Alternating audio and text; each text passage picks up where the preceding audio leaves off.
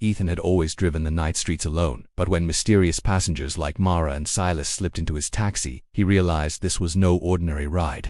Shadows followed him, whispers echoed inside his own head, and the city itself seemed alive, hungry for him. Tonight, every turn could be his last, and the rearview mirror held a reflection he would never escape. The city never really sleeps, and neither do I. Driving a taxi at night is like wandering through a different world, one that glows with neon lights but hides shadows so deep you only notice them when you are trapped inside. The streets smell of rain and exhaust, mixed with something I can't name, a metallic temps that makes my stomach twist. Tonight, it's colder than usual. The heater off because I need to feel the wind bite my skin, keep me awake. I tell myself it's just a habit, part of the job. But a small voice in the back of my mind whispers that there's something in the air, something wrong. The first passengers of the night are quiet. Mostly workers coming home from late shifts or drunks trying to get somewhere before dawn. I don't talk much either. Conversation slows the night, and the night is already heavy. Heavy with fog, heavy with shadows. But there's one passenger that feels different, even from the start. He steps in silently, coat buttoned tight, face almost hidden beneath the brim of a hat pulled low. His eyes glint in the dim light of the dashboard, flickering toward me in a way that makes my skin crawl. I try to focus on the road, on the hum of the engine, but every time I glance in the rearview mirror, I feel like I'm being watched more than usual. He doesn't speak. He doesn't tell me where to go. Instead, he hands me a crumpled slip of paper with an address written in messy handwriting. I try to read it in the glow of the dashboard, but the letters seem to twist and shift as I stare. I shake my head, blaming fatigue, and start driving. The streets I follow are unfamiliar, narrow and twisted. The fog thickening so much that my headlights barely illuminate the pavement ahead. I see shapes moving at the edges of the light, shapes that might be people, but their movements are wrong, jerky, unnatural. I blink, and they vanish, but the unease lingers. The radio crackles, static filling the car, though I haven't touched it. Sometimes faint whispers seem to seep through, words I can't quite make out, like a secret I'm not meant to hear. When I finally arrive at the address, a crumbling building that looks abandoned for years, the man steps out without a word. I watch as his feet disappear into the fog, but then I notice his shoes there covered in mud, thick and black, sticky with a sheen that almost looks like oil. I freeze.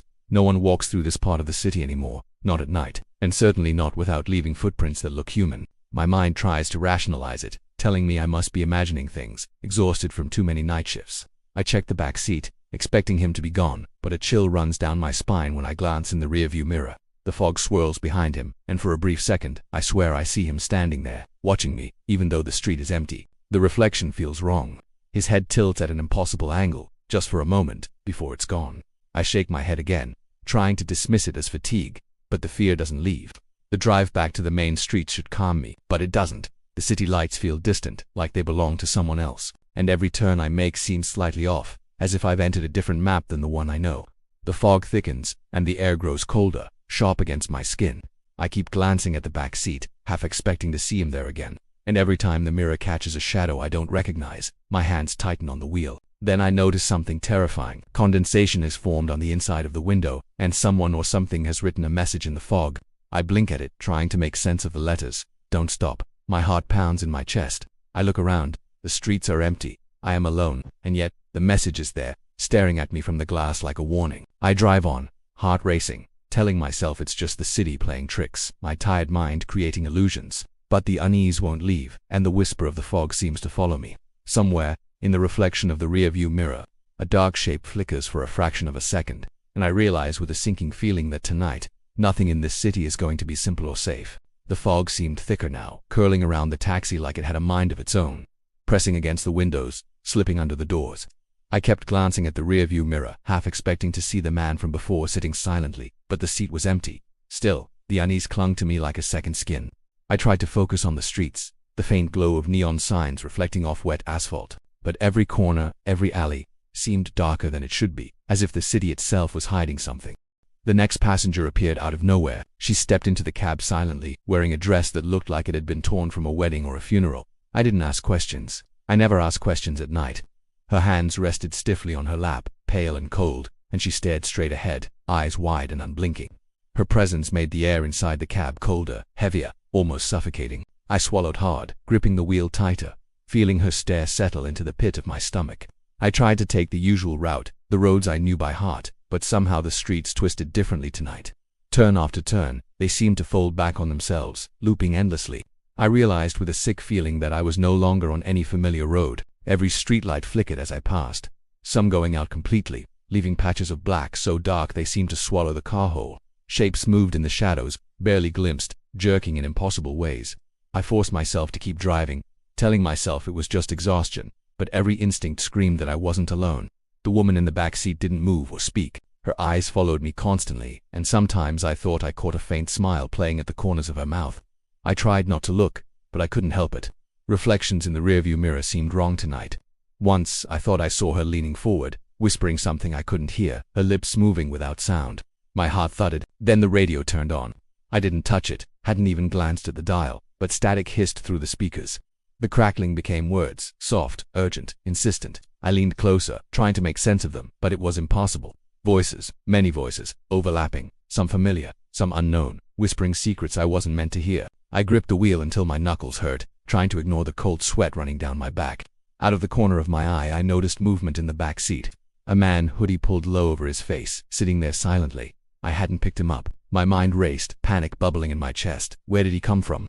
I swallowed, telling myself it didn't matter that I needed to stay calm. But the fog pressed harder against the car, and the weight of something unseen settled on my shoulders. I tried to focus on the road ahead, but the streets had changed again. They narrowed impossibly, bending and curving, twisting into shapes that made no sense. My reflection in the rearview mirror shifted. For a moment, the man in the back seat's face was mine. His eyes glinted with a darkness I didn't recognize, and his lips twisted into a grin that wasn't human. I jerked my head forward, heart pounding, but when I looked again, he was gone. Only the woman remained, still staring, still smiling faintly. I pressed harder on the gas, hoping to escape this endless loop, but the car seemed to resist me. The tires spun faster, yet the streets never seemed to end. Shapes flickered at the edges of my vision, figures standing too still, staring too long. One shadow darted across the street so quickly I barely caught it, then vanished into the fog. My stomach knotted. I tried to tell myself it was exhaustion, hallucination, but deep down I knew it wasn't. A sudden chill ran down my spine as I glanced at the rearview mirror again. My own face, but twisted, grinning with malice, looked back at me. It wasn't me. The woman's eyes flickered, and for a heartbeat I saw not her face but a dark void where her eyes should have been. My breath hitched. The whispers in the radio rose, overlapping, urgent, unintelligible. And then I noticed it. A word carved into the seat back in jagged scratches, black and fresh, as if done by long fingernails. My hands froze on the wheel, heart hammering. The car's interior felt alive, pulsing beneath my fingers, and the fog outside pressed even closer. I realized with a sinking dread that the night had only just begun, and whatever had followed me from the first street was here to stay. I don't know how long I've been driving. The streets are endless, twisting in ways that shouldn't be possible. Time has lost meaning. Sometimes the neon signs reflect for just a moment, then vanish entirely, leaving only darkness and fog that presses against the car like it wants me to stop, to surrender. The passengers I picked up earlier are gone, or maybe they never existed, but their presence lingers. A weight in the cab I can't shake. I glance at the rearview mirror. For a brief instant I see faces I know, people from memories. Strangers I recognize from the news, even people I haven't thought about in years. They stare, unblinking, mouths moving in silent screams, eyes begging for something I can't understand. When I blink, they vanish, leaving only my own reflection, dark and twisted, staring back at me with a grin that isn't mine. The air in the cab grows thick. Every breath feels like inhaling water. My chest tightens. The dashboard lights flicker, casting shadows that creep across the seats and windows. I notice scratches along the door handle, jagged and deep, marks I didn't make. The seats seem torn, not from age or wear, but from something clawing at the fabric, desperate to escape. My stomach knots as the smell hits me, smoke, decay, and something metallic, almost like blood. The fog outside grows denser, curling around the car, pressing on the glass. I try to follow the streets I know, the familiar routes that should take me back to safety, but every turn brings me to roads I've never seen. The street signs are wrong, twisted, impossible names. Despair, nowhere, end of line. My heart races as I try to turn around, but the car refuses to respond. The wheel is heavy, as if something unseen is holding it steady, guiding me forward against my will. And then I hear it. Footsteps inside the cab, soft at first, then circling me, moving closer and closer. My hands grip the wheel so tight it hurts. I spin in my seat, but there's nothing. Only shadows that shift at the edges of the interior, crawling along the doors and dashboard. The whispers return, overlapping, urgent, unintelligible. They're not coming from the radio this time, they're in my head, pressing into my thoughts, burrowing deeper with every beat of my heart. A sudden movement in the rearview mirror freezes me in place. My passengers are gone, replaced by something I can't describe. Shadows gather where the seats once were, writhing and pulsing, forming shapes that feel human but are wrong. I realize with a jolt that I can see through the back window, not to the street behind me. but to a corridor, endless and lined with doors. Behind each door, a face stares at me, screaming silently. The faces change as I blink, some familiar, some horrific, all watching, all waiting. I press harder on the gas, hoping to escape, but the car doesn't respond like it should. The tires spin on the road, but the streets don't move past me. The shadows stretch, crawling along the windows, pressing their cold, dark fingers against the glass. My reflection shifts again. I see myself in the rearview mirror, but it isn't. MIT leans forward, mouth open in a silent scream, eyes hollow, black. My pulse races. Panic has taken hold. I try to breathe, to calm myself, but every exhale feels wrong. Every heartbeat echoes in the confined space. Something brushes against my legs from under the seat, soft but insistent, like it's testing me, feeling for weakness. I look down, nothing, yet I feel it, crawling closer, whispering into my mind. You belong then, as if to confirm my fear. I notice it. A word scratched into the seat in jagged black lines, fresh and raw. Mine. My hands tremble as I touch it, feeling the ridges of something not entirely human. The air grows colder, the fog pressing in harder, and for a fleeting second, the car feels alive, pulsing beneath me, breathing with me, watching me. I realize with horror that the city, the streets, and even the cab itself have trapped me in a nightmare I cannot wake from. I try to focus on the road, to remember where I came from, but the landscape outside is gone. There is only fog, darkness, and the endless corridor reflected in the rearview mirror. The whispers rise to a deafening crescendo, voices overlapping in an impossible cacophony, telling me the same thing over and over. Drive forever. My chest tightens as the realization hits me. The night has claimed me, and the cab is no longer a vehicle. It is a cage, and I am its prisoner.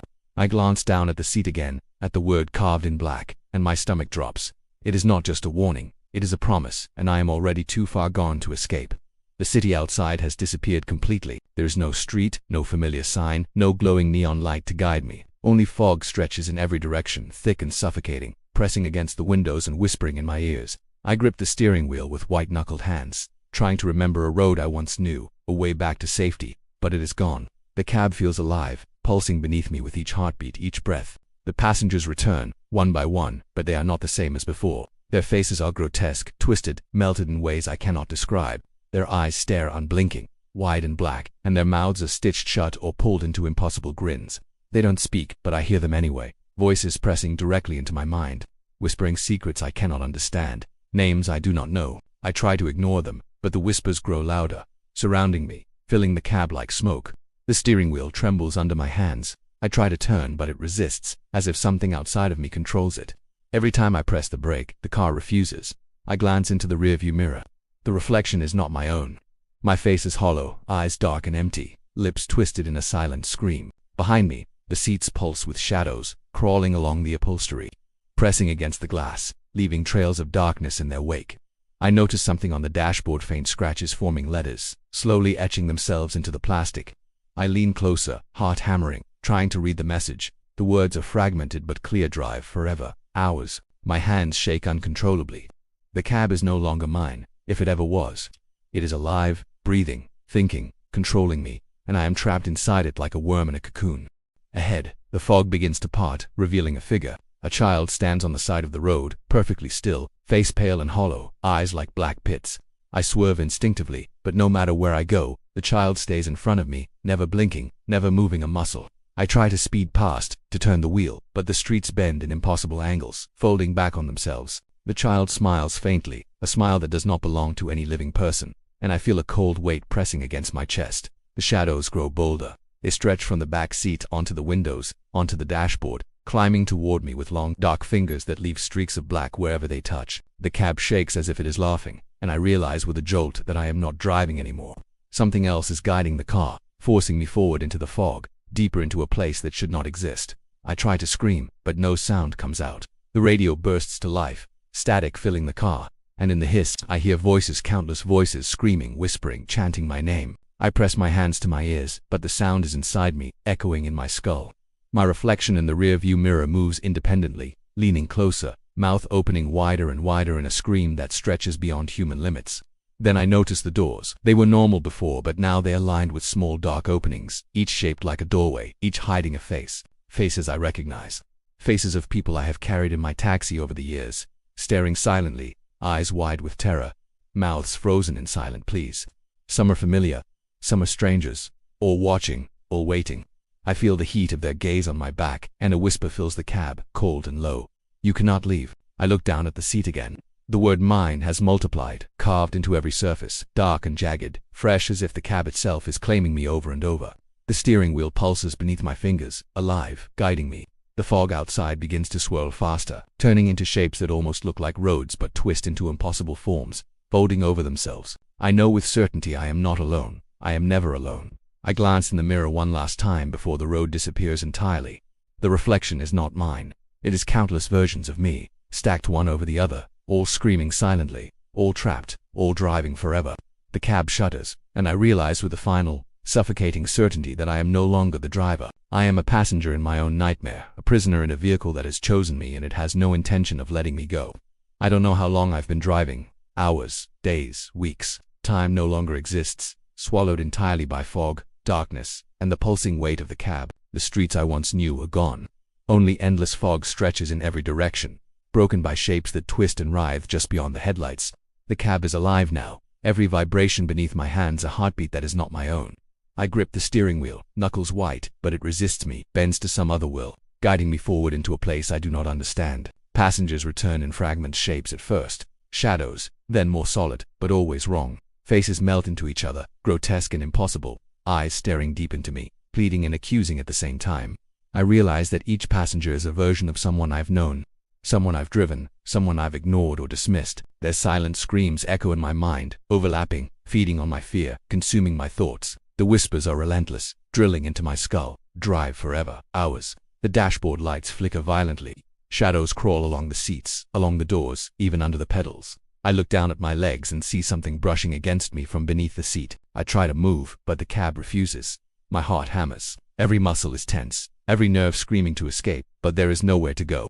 The fog outside grows denser, pressing in, curling around the car like a living thing. Then I see it, my own body motionless sitting on the curb outside the cab, eyes wide, mouth open in a silent scream. My blood runs cold. How is this possible? I'm in the driver's seat, yet there is me outside, watching, trapped, screaming, a copy I cannot reach. My reflection in the rearview mirror twists again, splitting into countless versions of myself, each leaning forward, each mouth opening wider in silent terror.